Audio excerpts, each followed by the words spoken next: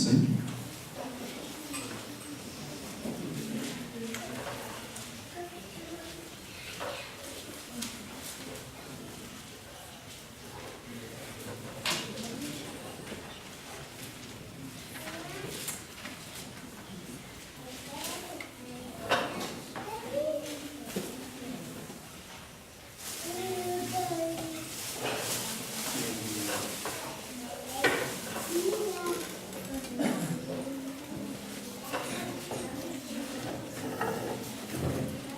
Vamos a mantener el texto ahí.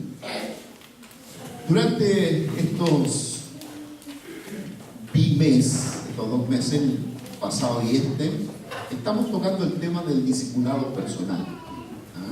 Si después de 2 meses, 1, 2 o 3 o más en nuestra oración, que más en la iglesia, asuman la responsabilidad de parte del Señor de comenzar a discipular a alguien. Y cuando pensamos en discipular a alguien, no solo pensamos en ganar a alguien nuevo, que es el ideal, y comenzar todo un proceso de discipulado con él, sino también discipular a hermanos que ya están en la iglesia, que están convertidos o que van camino allá, comenzar un proceso de discipulado. Quizás cuando nosotros discipulamos, experimentamos 5 dificultades que me gustaría echarle una miradita esta mañana. Generalmente, cuando empezamos el trabajo de discipulado, ya hablamos sobre los 5 principios. ¿Se recuerdan ustedes? El primero era materia pasada, materia olvidada. Seleccionar, ¿cierto? Seleccionamos. Asócienlo con la selección de Chile, que va a salir campeón este año. Y ahí no se les va a olvidar más, ¿no? Nuestra mente, nuestro cerebro trabaja por asociación. Entonces la asociamos a alguna cosa y nos recordamos siempre. El primer principio era seleccionar. Seleccionar a 1, a 2 o a 3, dependiendo de la capacidad que tenemos de atender a esas personas. Pero la idea es seleccionar por lo menos a 1. Y comenzar todo un trabajo con él, con esos 8 principios: seleccionar, ¿cierto? Consagración, relacionar, etcétera, etcétera, que tenemos ahí. Y comenzar un proceso. Ahora, cuando uno comienza ese proceso, por supuesto, uno enfrenta dificultades. Y a veces, de entre las dificultades que uno enfrenta con la persona con la que está trabajando, una puede ser su falta de comprensión espiritual, que no capta a la primera lo que significa ser discipulado o lo que significa llevar una vida de fe.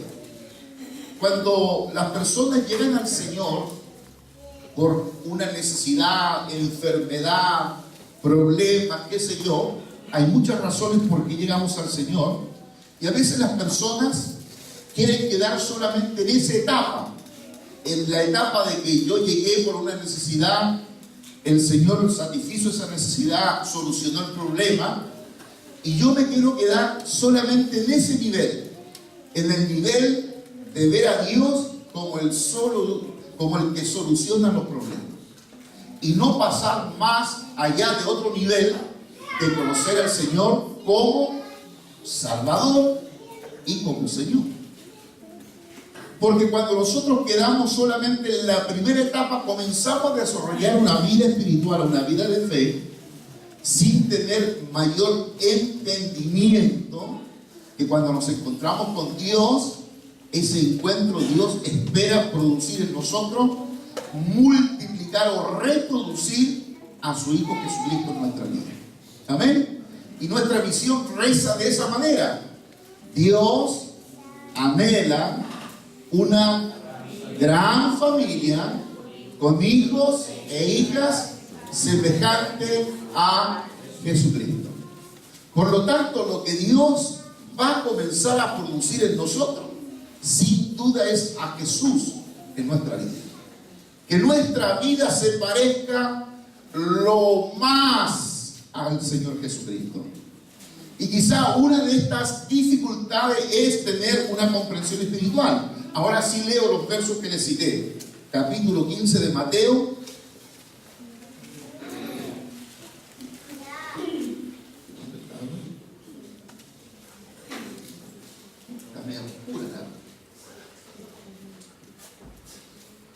Capítulo, ¿qué dije? Me mejoré. Capítulo 15, verso 15-16. Vamos a leer 15-16, del capítulo 15 de Mateo. Respondiendo Pedro le dijo: explícanos esta parábola. Y Jesús dijo: ¿también vosotros sois aún sin entendimiento? Ahora, estamos hablando de los discípulos. Estamos hablando de un equipo que está preparado por el propio maestro, relacionándose, desafiándolo y enseñando lo personal. Pero aún así, cuando eran parte de este equipo, no tenían todo el entendimiento de lo que significaba la misión del Señor. Y no lo tienen hasta después de Pentecostés. Se dan cuenta, cuando viene el Espíritu Santo sobre ellos, que la vega es bastante más amplia de lo que uno esperaba.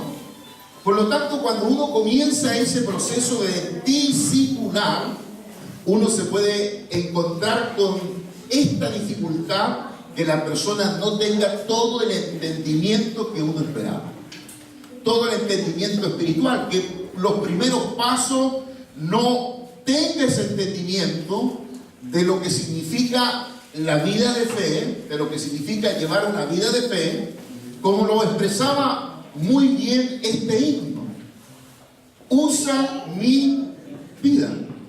Ahora, fíjense ustedes que en el Antiguo Testamento nadie pedía que Dios usara su vida, sino que Dios la escogía unilateralmente.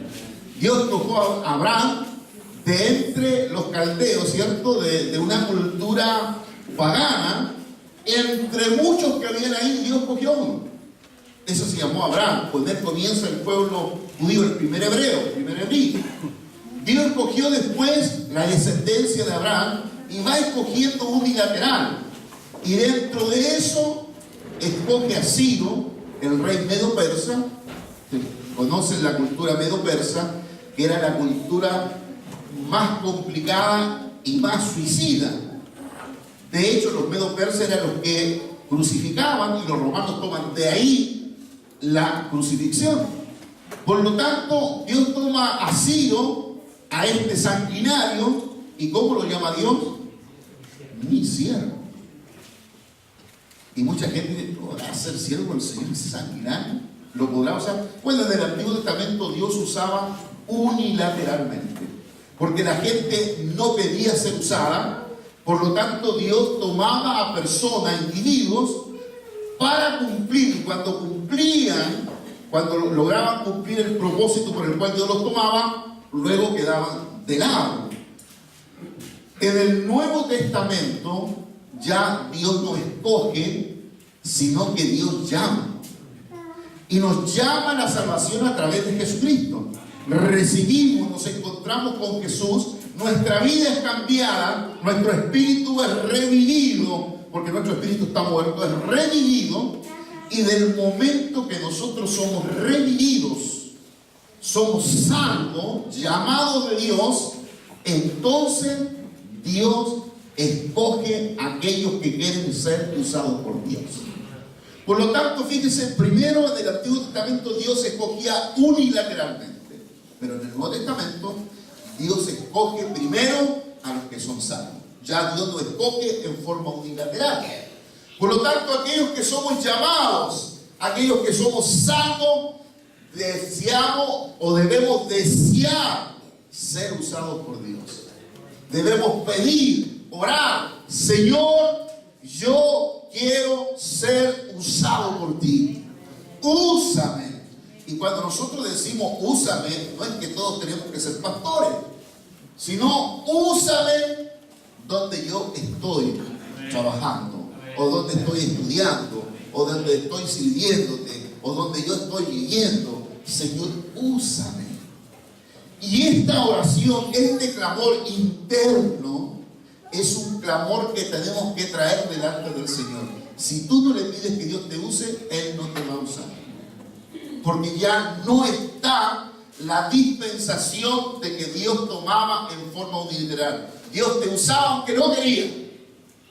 Si usted era el hombre o la mujer que estaba para el plan de Dios, Dios lo iba a tomar. Lo iba a forzar para que hiciera aquello que Dios quisiera. Pero ahora ya en el Nuevo Testamento Dios no fuerza a nadie. El Espíritu Santo, que es tan caballero, no va a obligar a nadie a hacer la misión. ¿Qué espera Dios de nosotros? Disposición. Que nosotros tengamos la disposición de ser usados por Dios. A lo mejor usted va a decir, pero pastor, yo no tengo la preparación. No se preocupe. Porque a los 12 que eligió Jesús primero, no tenían ni una preparación.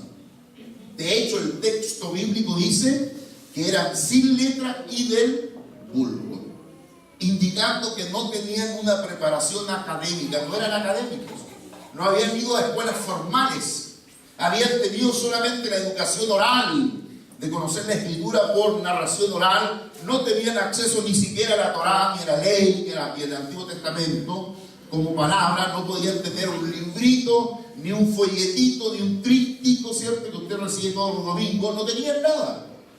Por lo tanto, la preparación que tenían era mínima.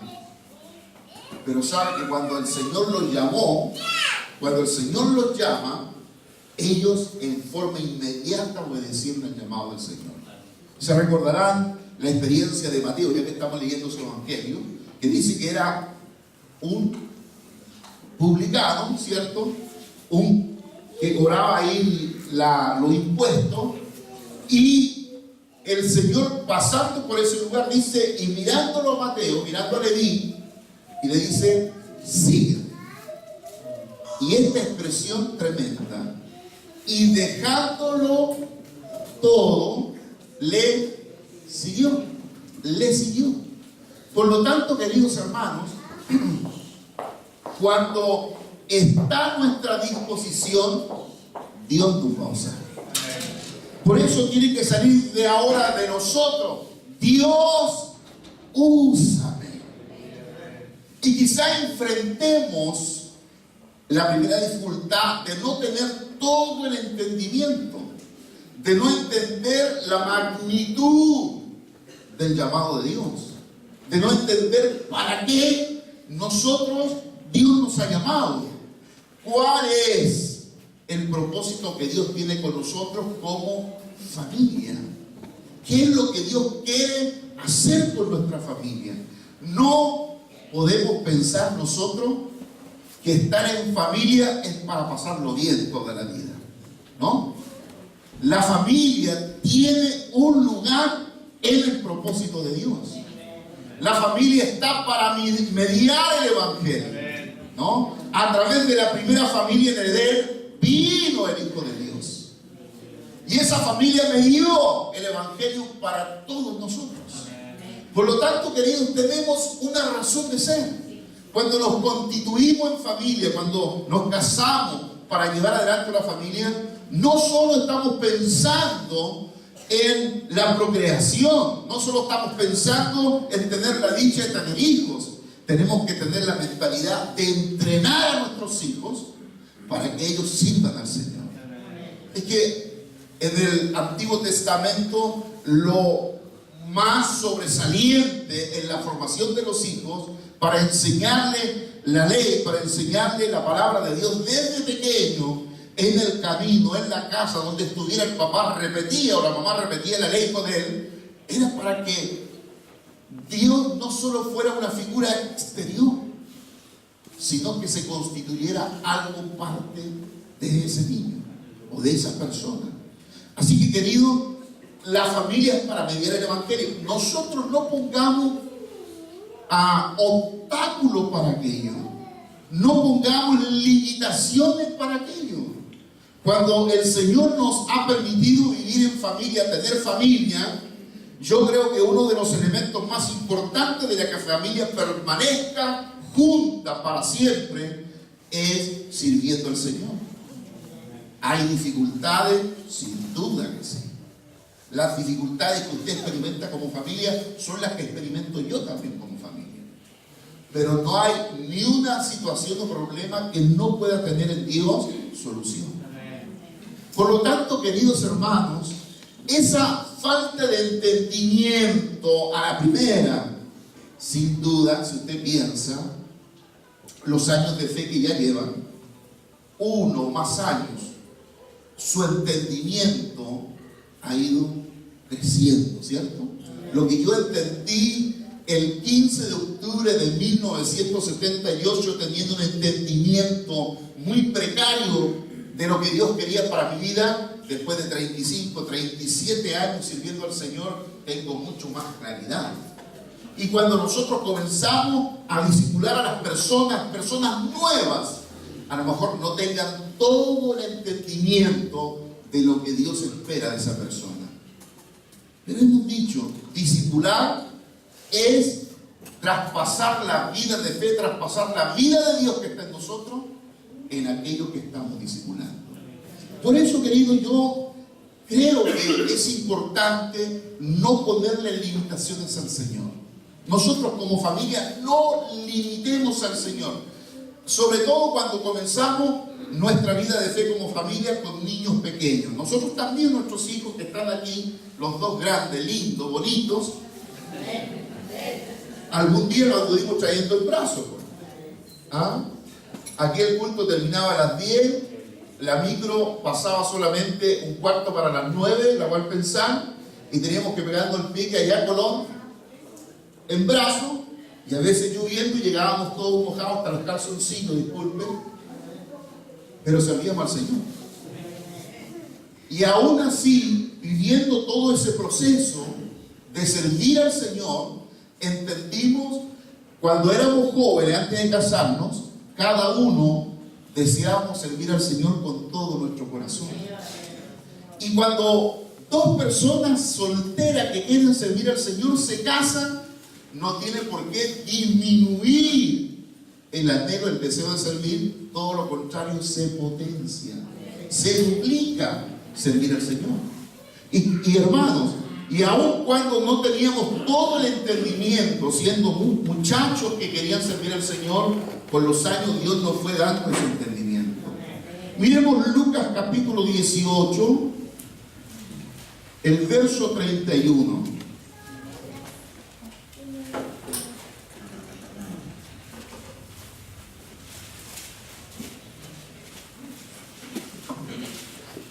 Lucas 18,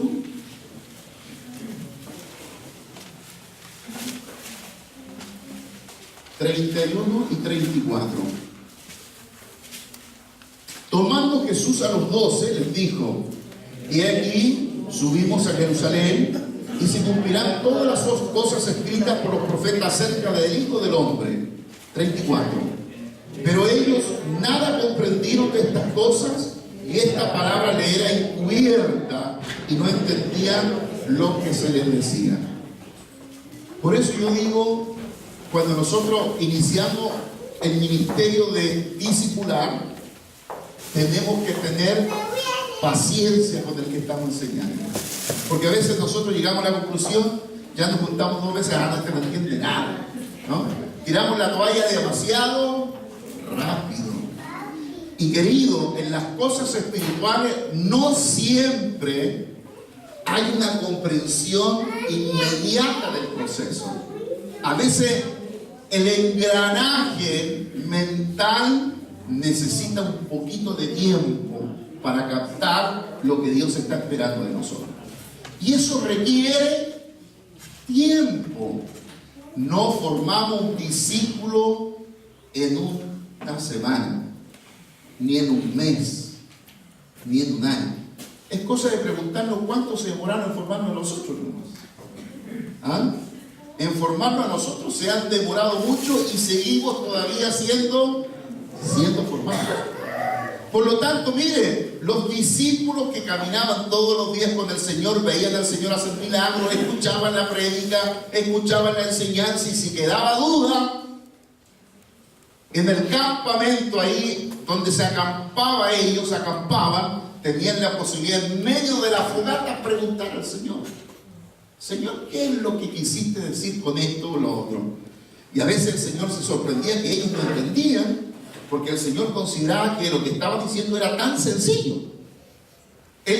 Además Él dijo, estas cosas que son profundas, el Señor las ha revelado a los niños, y no a los religiosos, a los niños. Los niños son capaces de entender el Evangelio.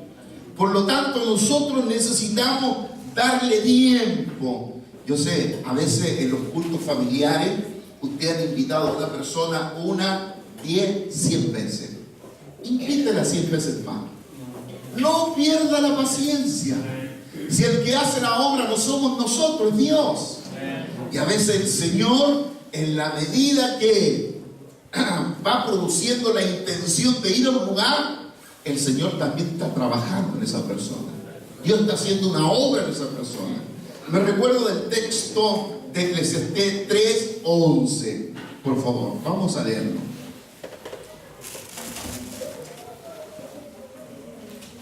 Eclesiastés 3:11. ¿Dónde está Eclesiastés?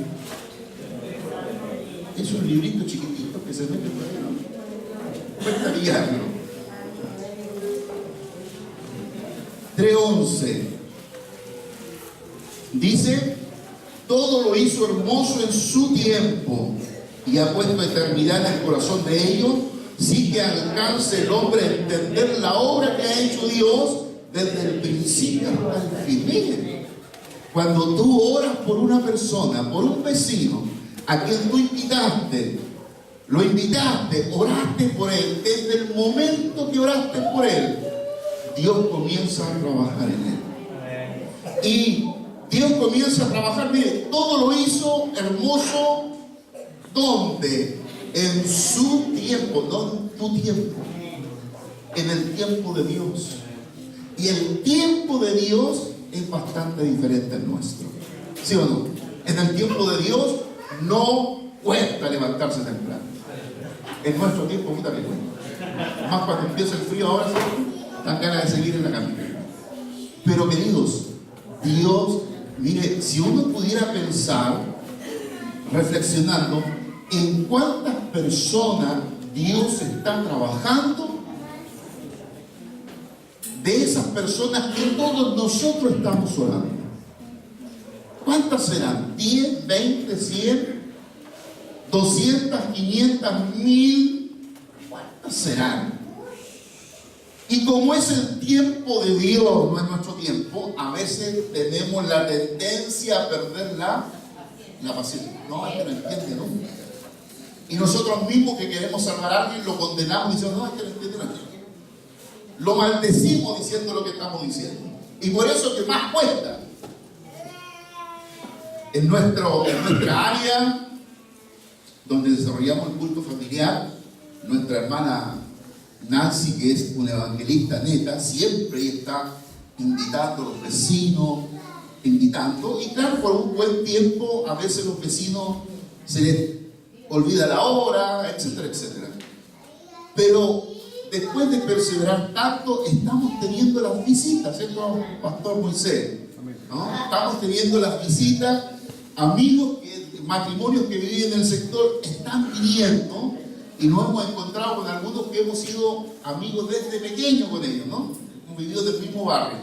Y a veces el tener ese contacto familiar permite que ese contacto una persona siga llegando a un lugar, porque no llega a un lugar desconocido, sino que ya conoce personas. Y qué mejor cuando en un culto hogareño los que invitan son los que viven ahí, porque los vecinos los conocen de toda la vida, conocen a los muchachos de pequeños, se van conociendo. Por lo tanto, esa invitación es mucho más efectiva que llegue alguien de otro lado que nadie lo conoce a invitar al culto para decir, mire, le invito tanto, ¿y quién es usted? Y hoy día la gente sospecha de todo, ¿cierto? Si alguien pasa desconocido o raro por la población o por uno sospecha quién puede ser. Pero cuando es conocido del barrio, cuando es la persona que vive en el sector del área y es conocido por alguien, entonces hay un sentido de confianza, de que me están invitando a algo bueno y no a algo malo, ¿cierto? Entonces, entendimiento. Miremos Juan 13:6. Juan 13.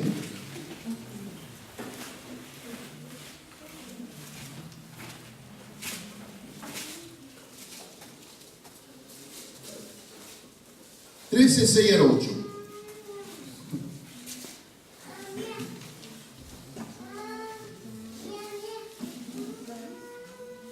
Trece, 6 al 8, ¿cierto?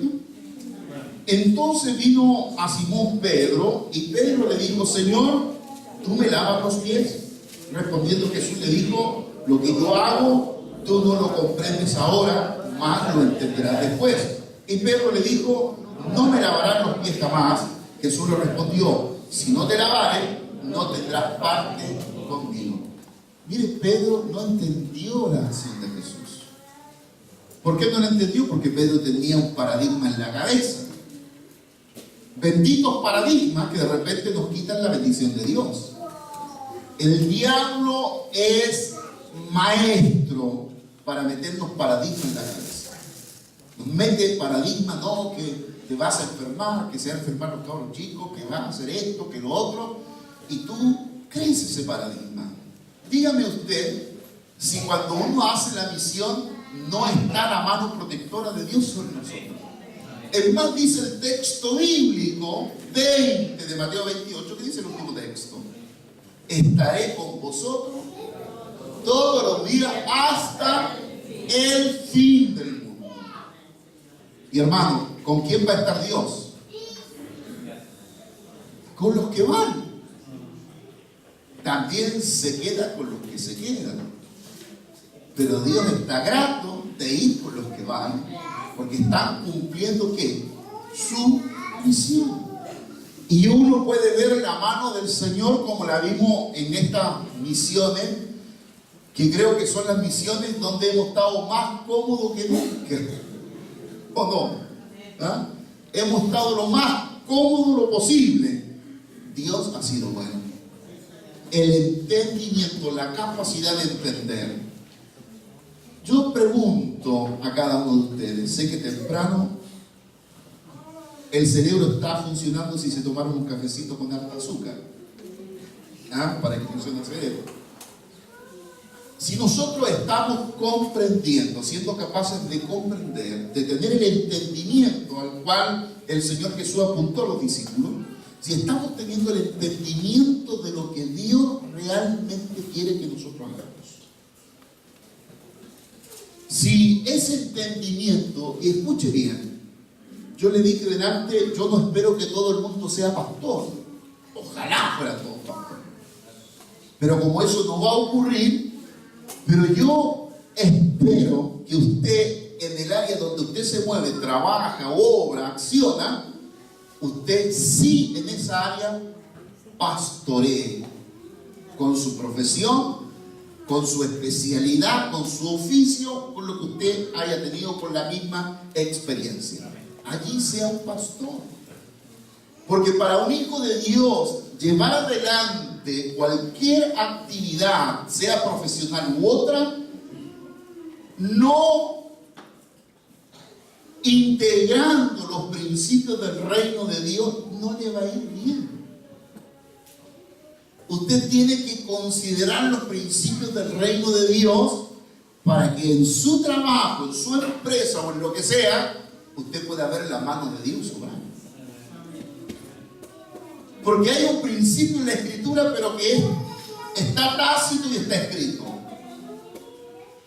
De que cuando nos va bien, y así le dijo Dios a los reyes de Israel, no tengan tantos carros, no tantos caballos, porque cuando ustedes ganen la guerra van a pensar que ustedes la ganaron con lo que tienen. Así que Dios restringió la cantidad de carros, de caballos y todo, para que siempre no tuvieran lo suficiente. ¿Para qué? Para que siempre reconocieran que era Dios quien peleaba las guerras por ellos.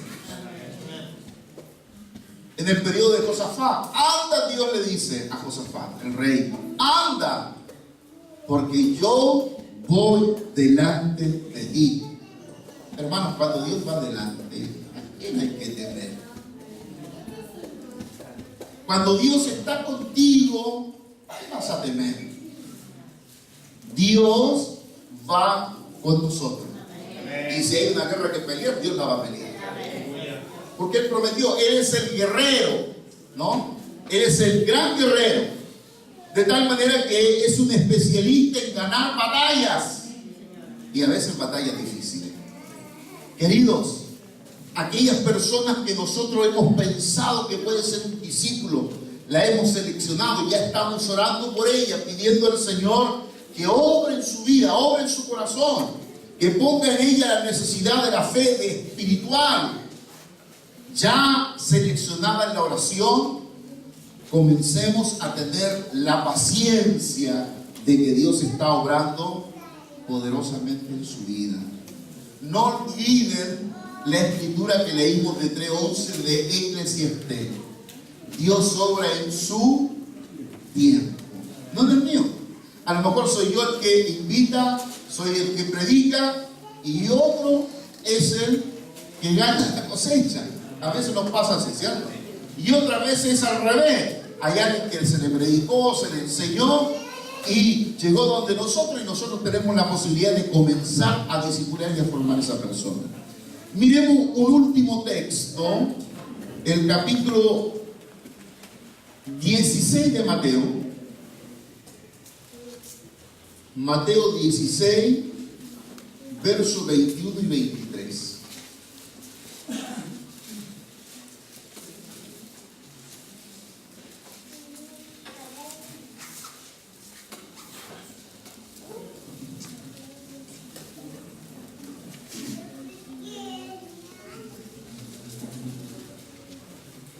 Capítulo 16, verso 21 al 23. Dice: desde entonces comenzó Jesús a declarar a sus discípulos que le era necesario ir a Jerusalén y padecer mucho de los ancianos, de los principales sacerdotes, de los escribas, ser muerto y resucitar al tercer día.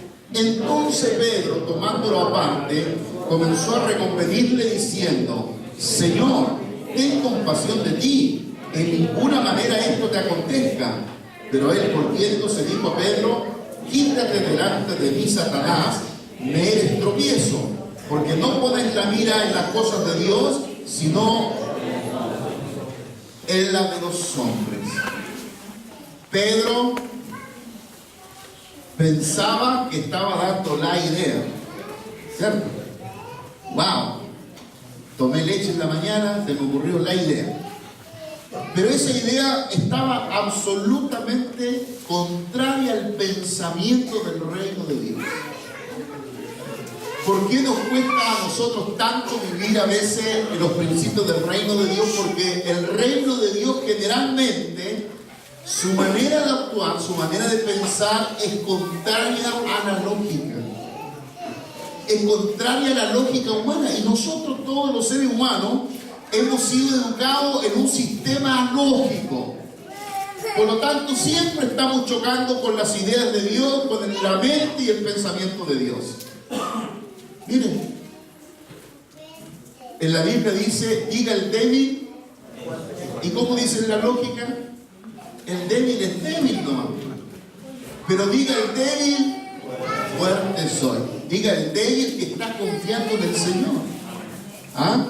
Bienaventurados los pobres. Oiga, no me dé tanta bienaventuranza de Dios pobre. Pero estos son los pobres en espíritu, los que reconocen que siempre necesitan la intervención de Dios.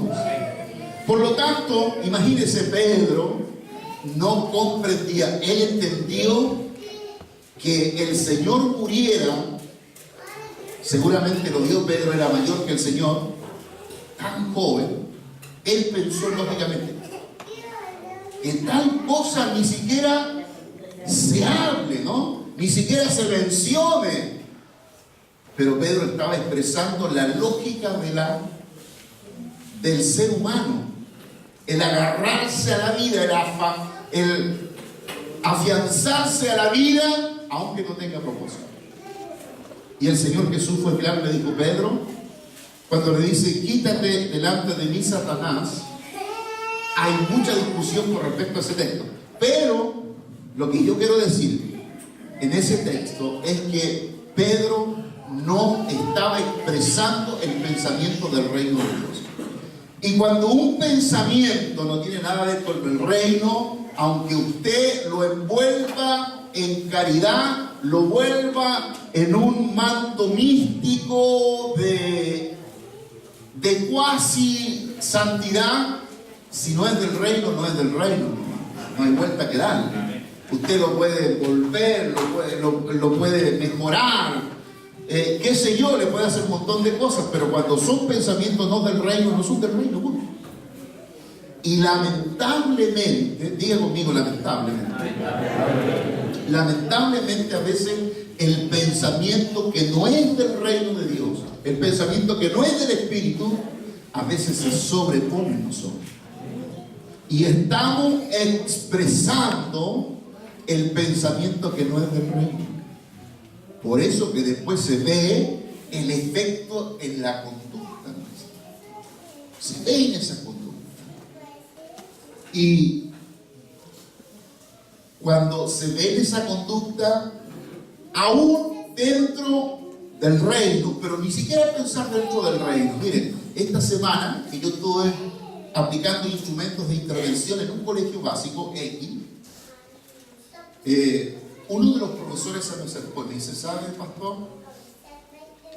Que hay un caso en el curso de una muchacha que ya hace un año que está teniendo una conducta totalmente extraña, rara. Primero, porque fue la mejor de las alumnas del curso y ahora se ha constituido la última alumna del curso. La mamá está súper preocupada, la han llevado al psiquiatra, le han sido psicólogo, a todos los terapeutas había por haber, no hay caso. Y él me explica y me dice la posibilidad de atenderla. Entonces yo pregunto, ¿y qué conducta, qué es lo que ella está expresando? Primero dice, no tiene ganas de nada. O sea, está en un estado depresivo, le han diagnosticado que tiene una depresión severa, un estado depresivo profundo, no tiene ganas de levantarse, no va al colegio, no tiene ganas de comer, etcétera, etcétera, etcétera. Y el profesor, que conoce un poquito del mundo espiritual, me dice: esta chica desde el día que inició en un tipo de secta que hay en japonés, los otaku, que algunos conocen, ella cambió absolutamente. Miren, cuando una persona expresa una conducta, uno puede, dependiendo de la conducta que tiene, uno puede definir si esa conducta es del reino de los cielos o del reino del diablo. Fácilmente. Cuando la conducta comienza a ser del reino de la tiniebla, es porque uno está comenzando a ser influenciado mentalmente con ideas y con pensamientos que no son del reino de los cielos. Es lo que Jesús le dijo a Pedro: Pedro, estás dejando que te seas influenciado por un pensamiento que no es del reino de los cielos. Es lo que lo que el Señor está reprendiendo a Pedro. Expresar pensamientos que no son del reino en nuestra mente, cuando nosotros somos gente del reino, es expresar sin duda a veces la idea o la voluntad del diablo. Queridos, cualquier pensamiento que esté en nosotros que sea contrario a hacer la misión, a llevar los discípulos, le puedo asegurar que no pertenece al reino de Dios. Que ese pensamiento no es del reino. Ahora, la fuente de nuestros pensamientos, el cúmulo de ideas de nuestros pensamientos, ¿de dónde están procediendo? Yo procuro todas las mañanas hacer esta oración: Señor, llevo mis pensamientos a la cruz de Cristo. Todo pensamiento que no expresa tu voluntad, cualquier pensamiento, lo llevo a la cruz de Cristo Me apropio de la mente de Jesús para pensar lo justo, lo honesto, lo puro, lo santo, lo que es de buen nombre. Es una oración permanente. ¿Sabe por qué? Porque yo me conozco. Sé que si esta mente no la lleno de Dios, no la lleno de la gracia de Dios, el diablo querrá llenarla de cualquier otra cosa. Luego, querido, lo que nosotros creemos, nuestras creencias se constituyen en nuestras actitudes.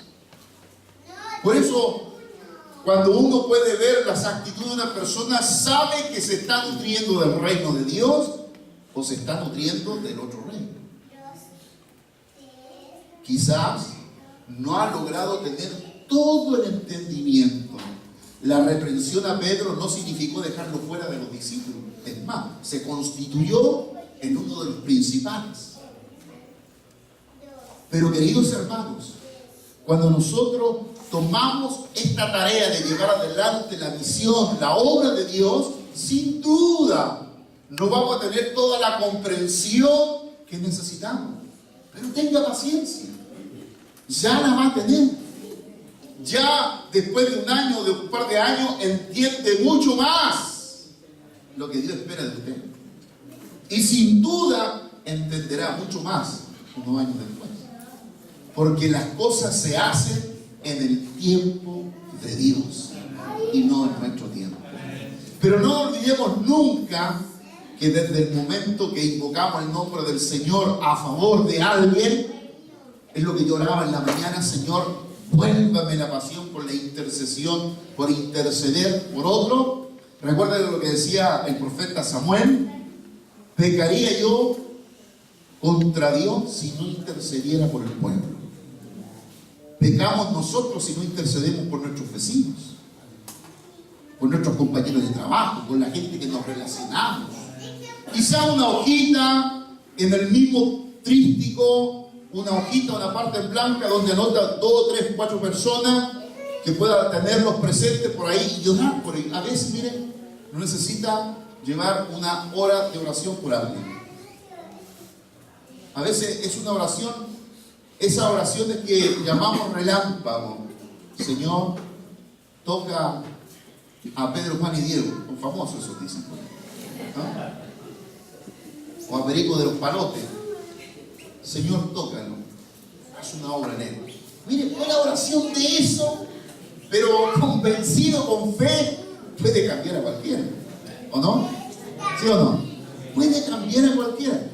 Otra cosa cuando Dios te lleva a orar ya periodos más largos por persona. Pero a veces podemos orar pequeñas oraciones que pueden tener total sentido en la vida de Dios.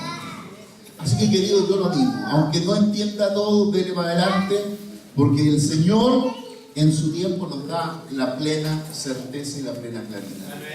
Padre, te damos gracias.